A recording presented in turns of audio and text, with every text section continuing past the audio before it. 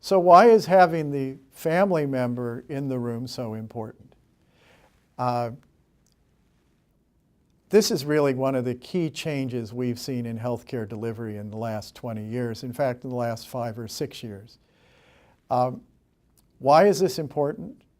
It's important because the family member knows the patient better than the physicians and nurses do or ever can. So they are able to see any changes in the patient's mental status, in how they feel, how they perceive things, if they understand what's going on. So the family member really acts as the communicator for the medical staff. The other portion is that the family is with the patient at all times. So if something happens, the family member is the person who can tell the nurse, physicians, whomever, what has been happening through the night, through the day, while the staff is not directly in the room. Nurses tend to spend about 10 to 15 minutes of each hour in a patient room, maximum.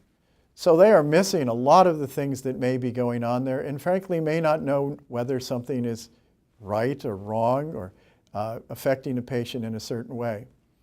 Another piece is that the family member is learning by observing the staff.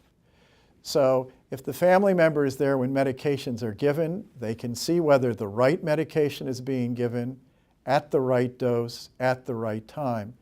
Then they convey that when they are beginning to take care of the patient at home. So that shortens the length of time of being in the hospital from an educational standpoint, because the family member is there learning in real time from the staff. I think the other issue is just that patients are much more comfortable with their family members. And they will tell family members things. If we have language differences, they will be able to communicate more.